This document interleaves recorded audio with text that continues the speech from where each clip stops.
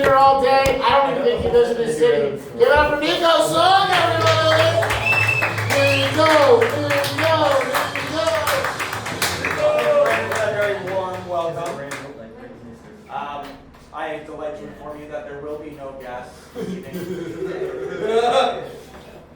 Yes, it is true. Actually, I am one of the only people probably within a 5-kilometer radius that is actually born at the fall of the end of the Soviet Union in East Germany. The lack of applause is appropriate, ladies and gentlemen. The German Democratic Republic did a lot of horrible things. But the first thing that we must make note of is that Hitler was Austrian. So the next time you want to dump on Germany, dump on us for Volkswagen, please. It would be a lot more kind. But yes, I was born in Leipzig, which is also considered the artistic capital of East Germany. I mean, fuck, look at me. My body is a literal vertical mosaic of despair and delight. Many colors of a multitude in which would more than likely not be seen west of Berlin.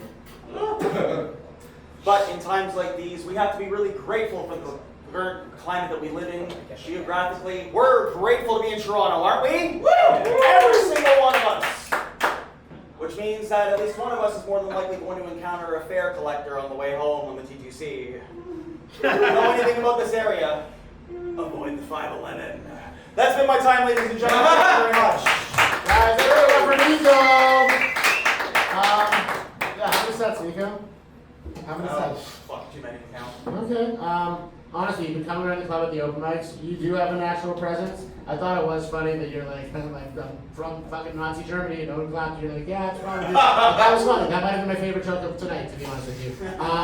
But from there, it wasn't very great. I always want to be truthful. It's one of those things where you're working hard. I'm seeing it, and every week we're going to see you get better and better because you're putting the work in.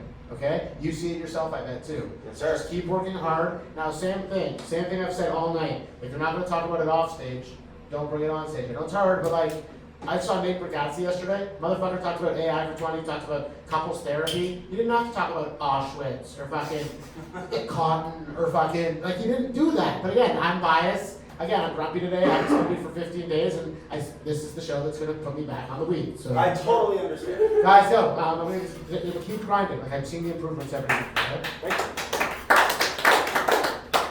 you. It's just similar to what I said to Damon at the start of Damon Charles. There's a disconnect between who I know, you who I've spoken to, and the character that you're putting out on stage that protects Nico. Yes. And you're putting a character out in front of you that's like wild and will say whatever and it's all this, but it's like protecting Nico. But I've listened because you said, like, I listened to an episode of your podcast.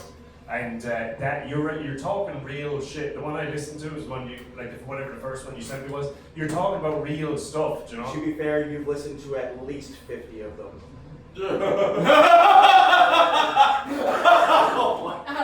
I don't get it. In another, I'm confused. I'll explain.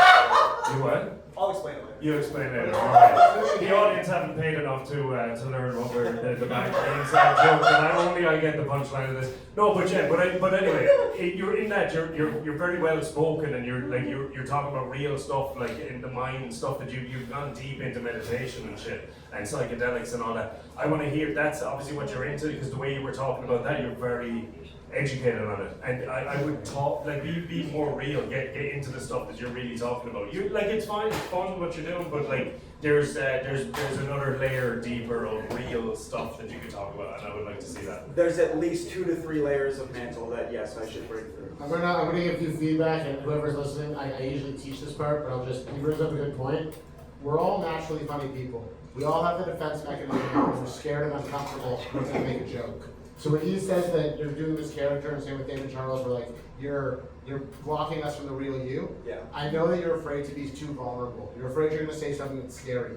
But because your natural instinct is to be funny, trust us. Just be fucking Nico, okay?